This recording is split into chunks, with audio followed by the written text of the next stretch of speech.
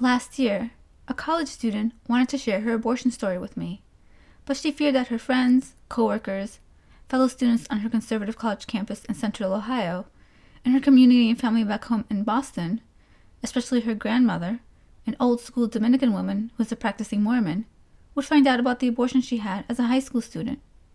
She feared judgment and isolation. These are common fears expressed to me by many of the people I meet. But they still share their abortion stories with me and with the world through this podcast. I listen and they share through laughter, tears, or both. And at the end of these interviews, I ask them all the same question. Why do you want to share your story? What follows is what some of them have replied. Why they've shared their stories in spite of their fears.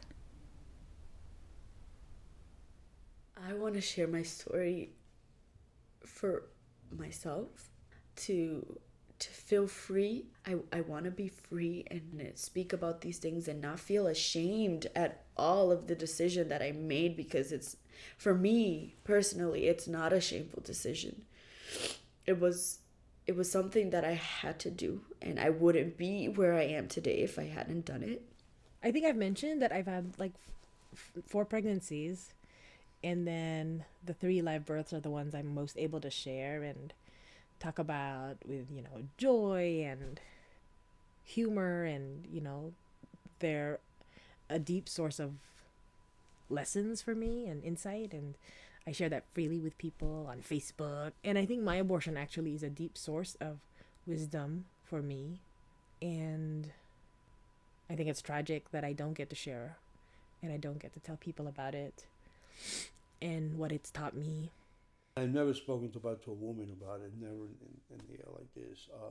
I am a man, and I also have sentiments, emotions, and principles, and a conscience, and it's always been there for me as a man. And so I'm really glad to be able to share it with other people as well, because it doesn't have to be a secret I have to die with. The more I talk about it, the more I find out it's happened to lots of other people.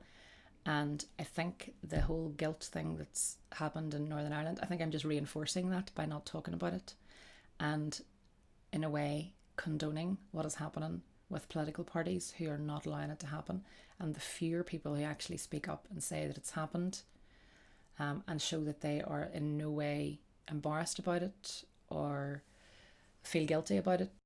I think it is a big deal when it happens, and I think it's something that there isn't a lot of space, and I think it's something that happens all the time. And when my first pregnancy, I started telling women in my life that I was pregnant and that I didn't know what to do, and I was thinking about keeping it. Almost every woman I talked to had told me, like, oh yeah, I had an abortion, or had 2, or had 3, or had 5. It was like, and some of them were older, like pre-Roe v. Wade, and it was just like, wow, like almost every woman I know has had an abortion, and we're not ever talking about it. Knowledge is power, and if I can share some knowledge and share some of my experience that will give a woman a different perspective and understanding of what her options are, that's golden. I would probably be, it would feel terrible to not share it. So that's why I wanted to share it, to just give women what they needed. And I think it's our responsibility, as it has been throughout history, to give each other what we need to take care of ourselves. To talk about it in a way that's like normal, to talk about this, like because the only times I have spoken about was either in medical examination or workshops or with therapists. I want to share because ultimately I wish that I would share it more. It's an important part of my experience as a woman and a mother, and I think I wish I had the courage to share it more. For myself, so it wouldn't be shameful, so it's something I could really integrate into my life, my story, and because I'm a feminist for other people too, for other women, and for my daughter. But I'm afraid, and I also don't really get the support. This is my way of saying that abortion doesn't need to be a dirty secret. It's not a dirty secret. It's part of being a woman. It's part of being a human. It's part of living life, Earth 2013 or 14 or 17 or 25. And I feel lucky that I live in a time where I can still get one, and I hope that my daughter, if she ever needs to, can still get one. And I hope that this would help to kind of better shape the support around having one. So the other reason that I wanted to do this is because I've been listening to the other stories on your podcast, and I was moved by them, and I realized by listening to their stories, first of all, I really heard something for myself, like I related, or I was like, whoa. And that's when I realized that I could reclaim a part of myself. I want to encourage people who want to keep abortions legal. I want to encourage them. I want people to remember that abortions were illegal and that women were dying. I feel like it's my duty. I feel like I owe it to the world. I feel like nobody should have to experience anything in life without sharing it. I feel like through our experiences, it teaches us a lesson, and I feel like we owe it to the world to share it. Well, I think because I really want to be healed, and I really want to be free, and I really want to have my body and my sexuality and my history of those things not kind of weigh down my current life. And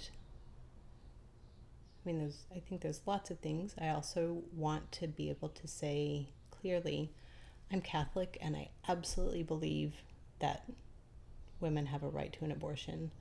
Yeah, I think that abortion should be legal for any woman who chooses to have an abortion. And I don't think that any young, old, middle-aged, any woman should have to go through the humiliation that I went through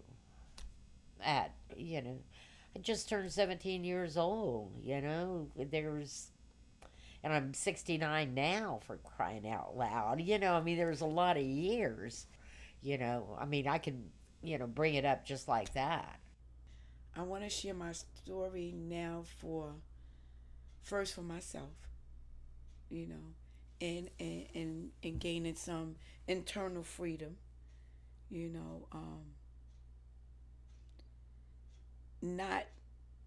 it wasn't not keeping a secret, but if you don't ask me, I won't tell you, and it's to help, I guess would help other women, especially this particular thing that we're doing now, is being able to share my story so that others will be able to grow, as I said before, get freedom of it, expose yourself, love yourself some more, go into that little girl that needed healing from the trauma that happened. Tap into that little girl and love her. I hope that somebody who would listen to it would feel normal about their own experience, that if they never had one, they would feel confident if they had to imagine doing one in the future. That nobody would have the feeling that you get mentally sick or ill, that it doesn't mean that you can never have a child. I see it just as one little aspect of a life full of events. So from 28 years to have this abortion, which took me less than a few days, it's such a little thing that is just one aspect about the whole me or my whole being.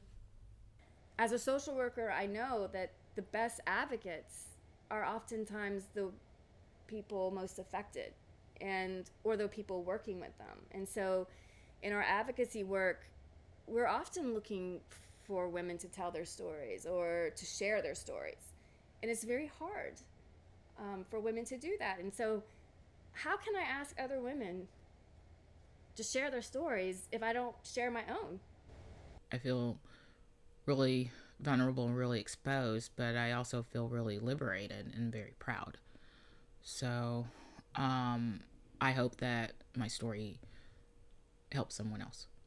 And I hope that maybe it's given someone a different perspective on why someone would make this choice. And to also just add to the voices of women who have disabilities, having to make this choice. There's other intersectionalities. It's like not only like going through an abortion, and like when I was looking for stories, I wanted to hear stories from like people that looked like me, that would understand like the different culture. So both being Mexican, Mexicana, and being a woman, and being an immigrant, and being undocumented.